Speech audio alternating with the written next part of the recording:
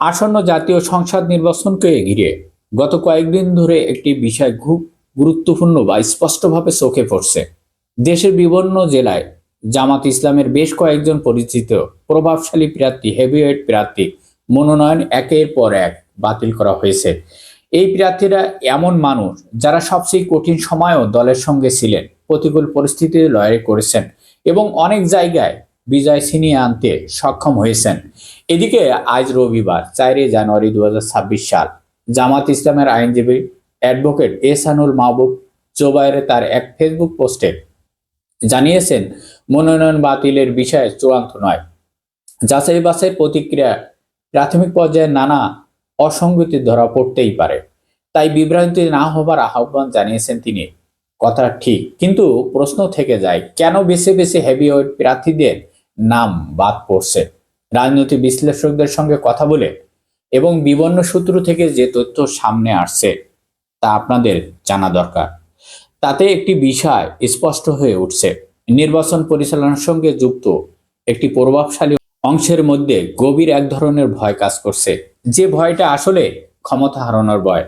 তারা কোনোভাবে চায় না যে রাষ্ট্র ক্ষমতায় জামাত ইসলাম থাকুক। একটি আদর্শিক দল শক্ত অবস্থান নেই। জামাত ইসলাম বরাবরই দুর্নীতির বিরুদ্ধে কঠোর অবস্থান থেকেছেন, জিরো টলারেন্স। এই নীতির অনেকেই অস্থিরতার কারণ, কারণ বাংলাদেশের মানুষ গত কয়েক দশকে আওয়ামী লীগ, বিএনপি, এমনকি জাতীয় পার্টি সবাইকে দেখে ফেলেছে। ফলাফল প্রায় একই দেখা গেছে। তাই 2026 সালে নির্বাচন ঘিরে সাধারণ মানুষের মনে একটি নতুন রাজনৈতিক পরিবর্তন প্রত্যাশা তৈরি হয়েছে। সুতরাং মানুষ ভাবছে, এবার অন্তত ভিন্ন কাউকে সুযোগ দেওয়া হোক জামাত ইসলামকে। এবং অতীতের মন্ত্রিত্ব ছিলেন যারা, সংসদ সদস্য ছিল, কিন্তু তাদের বিরুদ্ধে কোনো বড় ধরনের দুর্নীতি, লুটপাট কিংবা চাঁদাবাজি অভিযোগ কখনো প্রমাণিত হয়নি, এই বাস্তবতা মাঠ পর্যায়ে জরিপে উঠে আসছে। সুতরাং আর সেই রিপোর্টগুলো প্রভাবশালী মহলের হাতে পৌঁছেছে। এখানে শুরু হয়েছে আসল অস্থিরতার কারণ।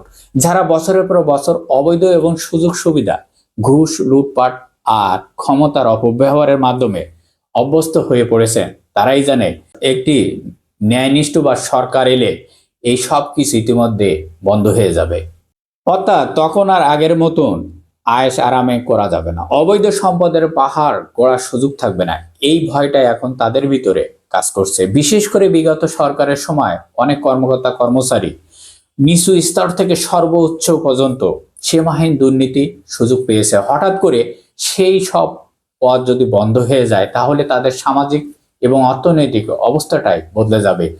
এটাই তাদের আতঙ্কের কারণ। এই বাস্তবতা জামাত ইসলামের জন্য সবচেয়ে বড় প্রশ্ন হলো, কিভাবে এই ভয়, কিভাবে জনগণের আস্থা আরো শক্ত করা যায়, কিভাবে ষড়যন্ত্রের রাজনীতি ভেঙে সামনে এগোনো যায়। এই বিষয়গুলো নিয়ে জামাত ইসলাম গভীরভাবে ভাবতে শুরু করছে এবং দূরদর্শী কৌশল নিতে হবে জামাতকে। সময় বলে দেবে শেষ পর্যন্ত জনগণের চাওয়া প্রতিষ্ঠিত হয় নাকি ভয়ের রাজনীতি আবারও পথকে আটকে দেয়। এমতো অবস্থায় জামাত ইসলাম কোনো কৌশল অবলম্বন করতে পারে, যার কারণে তাদের ভয়ের কারণ জামাত ইসলামকে দূরে সরিয়ে রাখতে চাচ্ছে। তাদেরকে কিভাবে মোকাবেলা করবে জামাত ইসলাম, এটি জামাত ইসলামকে অবশ্যই ভাবতে হবে এই বিষয়টি। সবাই ভালো থাকবেন। আল্লাহ হাফেজ।